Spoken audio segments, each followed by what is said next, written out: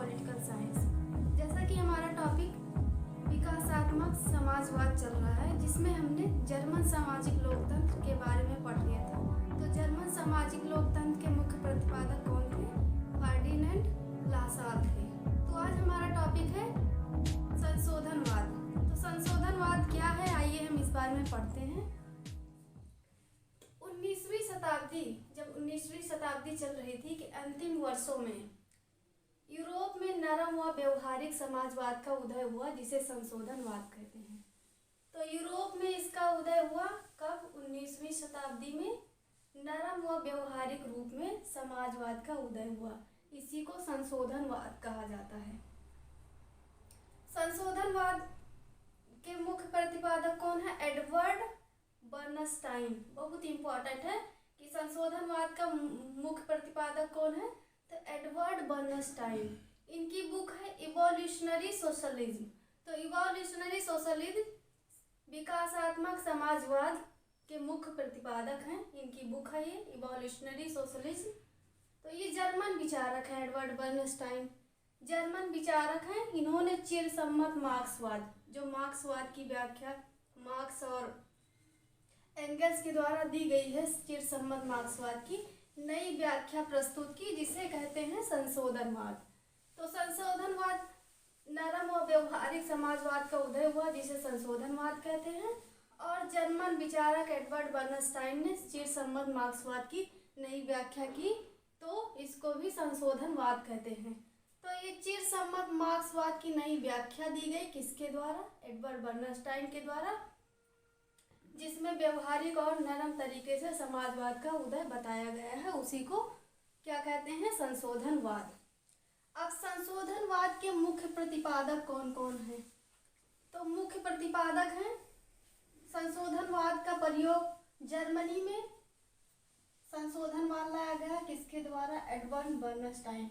क्योंकि बर्नस्टाइन जर्मन नागरिक था, तो जर्मनी का था। ठीक, तो संशोधनवाद के मुख्य प्रतिपादक जर्मनी में एडवर्ड बर्नस्टाइन है। फ्रांस में जीन जोरेस है। तो फ्रांस में जीन जोरेस और रूस में बरोनोवस्की। तो ये कंसेप्ट क्लियर हो गया होगा। जर्मनी में एडवर्ड बर्नस्टाइन है, जिन्होंने संशोधनवाद का कंसेप्ट दिया। फ्रांस में जीन जोरेस है, रूस में बरोनोवस्की। तो आगे हम चलते हैं। अब ये जो इवोल्यूशनरी सोशलिज्म है, इसमें बर्नस्टाइन ने क्या किया? मार्क्स के विचारों की कटु आलोचना की। मार्क्स ने जो विचार दिए थे उसका बहुत विरोध किया और संशोधन का सुझाव दिया कि ये बहुत ही समाज के लिए अच्छा नहीं है, इसमें कुछ बदलाव किया जाए, इसमें चेंजिंग किया जाए, सुधार किया जाए, संशोधन किया जाए, अमेंडमेंट किया जाए, ताकि समाज में जो है परिवर्तन लाया जा सके। अब संशोधन क्या है? इनके द्वारा कौन कौन से संशोधन किए गए, कौन कौन से अमेंडमेंट किए गए, आइए हम देखते हैं।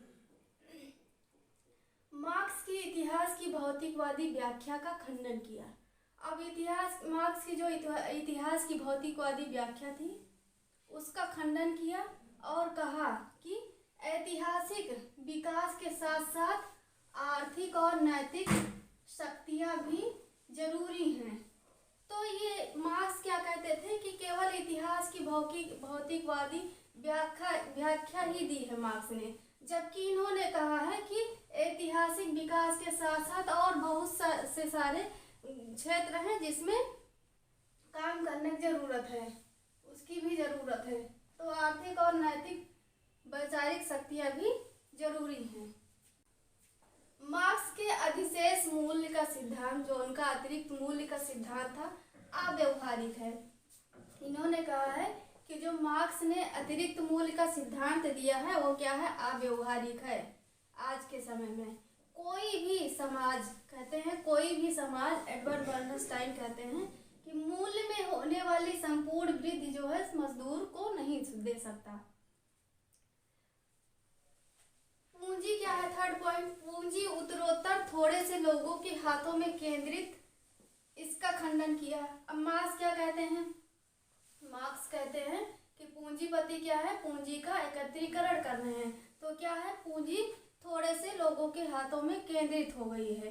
तो बर्नस्टाइन कहते हैं इसका खंडन करते हैं, कहते हैं पूंजी जो है, और कहा बर्नस्टाइन कहते हैं कि पूंजीवाद में क्या है, स्वयं विनाश के बीज निहित है, क्योंकि उसने क्या है समय के अनुसार अपने आप में परिवर्तन कर लिया है, कि नहीं कि एक ही हाथ में वो क्या है, वो अलग अलग रूप में परिवर्तित होती रही है। जैसे जैसे समय में परिवर्तन होता है वैसे वैसे पूंजीवाद में भी परिवर्तन होता रहता है। तो ये एक हाथ में केंद्रित ना होकर समय के अनुसार बदलता रहता है। अब फोर्थ पॉइंट है, जैसा कि मार्क्स कहते हैं कि मध्यम वर्ग का लोप हो जाएगा, बल्कि क्या हुआ है, एडवर्ड बर्नस्टाइन ने कहा है कि मध्यम वर्ग का लोप नहीं हुआ है, मध्यम वर्ग खत्म नहीं हुआ, बल्कि क्या हुआ है, इसका और विस्तार हुआ है। श्रमिक वर्ग के अधिनायक तंत्र का विरोध किया है, जैसा कि मार्क्स जी कहते हैं कि श्रमिक जो है उत्पादन के साधनों पर जब श्रमिकों का अधिकार हो जाएगा तो पूंजी तंत्र जो है खत्म हो जाएगा। तो श्रमिक वर्ग के अधिनायक तंत्र का विरोध करते हैं, ये कहते हैं कि ये उचित नहीं है, और कहते हैं न्यायपूर्ण व्यवस्था के अंतर्गत सभी का हित का समर्थन करते हैं। ये कहते हैं श्रमिक वर्ग के अधिनायक तंत्र का विरोध करते हैं और कहते हैं कि न्यायपूर्ण व्यवस्था तभी होगी जब सभी का हित का समर्थन होगा, सभी लोग समान रूप से भागीदारी करेंगे। राज्य का स्वरूप कैसा होगा, लोकतांत्रिक होगा, जिसमें समाज के सभी वयस्क नागरिक निर्णयों में हिस्सेदारी लेंगे। तो सभी नागरिकों के भागीदारी से क्या होगा, एक लोकतांत्रिक समाज का निर्माण होगा, एक लोकतांत्रिक राज्य का निर्माण होगा, जिसमें सभी के अधिकारों का ध्यान रखा जाएगा, उनके सुरक्षा की जाएगी, उनका सभी तरीके से विकास होगा राज्य के द्वारा। तो ये जो लोकतांत्रिक समाज का निर्माण करते हैं, राज्य उनके अधिकारों की रक्षा करता है, उनका हर तरीके से हित में काम करता है। तो ये न्यायपूर्ण व्यवस्था के अंतर्गत सभी के हित का समर्थन करते हैं और श्रमिक वर्ग के अधिनायक तंत्र का विरोध करते हैं। नेक्स्ट पॉइंट चलते हैं, मार्क्स की दो वर्ग, जो मार्क्स ने कहा था शोषित और शोषक वर्ग, सॉरी यहाँ शोषक वर्ग हो गया यहाँ पे, पूंजीपति वर्ग जो है, और शोषित वर्ग, जो शोषित वर्ग था कौन था, श्रमिक वर्ग। तो शोषक और शोषित वर्ग जो मार्क्स ने दो कंसेप्ट दिए हैं, उसको बर्नस्टाइन ने क्या किया, पूरी तरह से नकार दिया, स्वीकार कर दिया, उसको मानने से इनकार कर दिया और क्या कहा, समाज में दो के अलावा भी और सारे वर्ग हैं, न कि केवल शोषक और शोषित। तो मार्क्स की इस कंसेप्ट को पूरी तरीके से अस्वीकार कर दिया और कहा समाज में दो के अलावा बहुत सारे कैटेगरी हैं, वर्ग हैं, बहुत सारे लोग हैं। ठीक, नेक्स्ट पॉइंट चलते हैं, श्रमिकों की दशा में निरंतर ह्रास नहीं हुआ है, निरंतर कमी नहीं आई है, बल्कि क्या हुआ है, अब जो कहते हैं मार्क्स कहते हैं कि श्रमिकों की दशा में निरंतर ह्रास, कमी, और श्रमिक इससे क्या है, ह्रास होकर जब श्रमिक पीड़ित होंगे पूंजीपतियों के द्वारा तो श्रमिक संगठित होकर क्रांति करेंगे। इस बात को क्या कहते हैं, इस बात को से पूरी तरीके से बर्नस्टाइन जी असहमत हैं। कहते हैं कि श्रमिकों की दशा में ह्रास और श्रमिक संगठित होकर क्रांति करें, इस बात से पूरी तरीके से असहमत है और कह रहे हैं, इनका मत है कि बर्नस्टाइन ने कहा है कि उत्पादन की वृद्धि के साथ साथ जैसे जैसे उत्पादन में वृद्धि हुई है वैसे वैसे श्रमिक वर्ग की स्थिति में सुधार हुआ है, ना कि ह्रास हुआ है। ठीक, तो जैसे जैसे उत्पादन की वृद्धि के साथ साथ श्रमिक वर्ग की स्थिति में भी सुधार हुआ है, निरंतर कंटिन्यू उनके स्थिति में सुधार होता रहा है। तो ये जो श्रमिक संगठित होकर क्रांति के माध्यम अपनाते हैं पूंजीपतियों को नष्ट करने के लिए, उसके एकदम विपरीत है बर्नस्टाइन। ये कहते हैं कि धीरे धीरे शांतिपूर्ण ढंग से समाज में परिवर्तन होगा, ना कि एक तरीके से टूट पड़ने पर पूंजीपतियों पर। तो ये एकदम इसके विरोधी थे। नेक्स्ट पॉइंट है, श्रमिकों का कोई देश नहीं होता, मार्क्स की इस धारणा से असहमत है। इसको हम डिस्कस कर चुके हैं पहले पॉइंट में। बर्नस्टाइन जी कहते हैं आज श्रमिकों को मताधिकार प्राप्त है तथा अन्य राजनीतिक अधिकार प्राप्त है, जिसका प्रयोग करके हुए क्या है, शासक को पदच्युत कर सकते हैं, शासक को पद से हटा सकते हैं। तो आज श्रमिक क्या है, उनको मताधिकार है, राजनीतिक अधिकार है, बहुत सारे अधिकार हैं जिसका प्रयोग करके हुए शासक को नियंत्रित कर सकते हैं। 9 पॉइंट है, नेक्स्ट पॉइंट, वह क्रांति के स्थान पर वयस्क मताधिकार द्वारा संवैधानिक सुधारों का समर्थक था।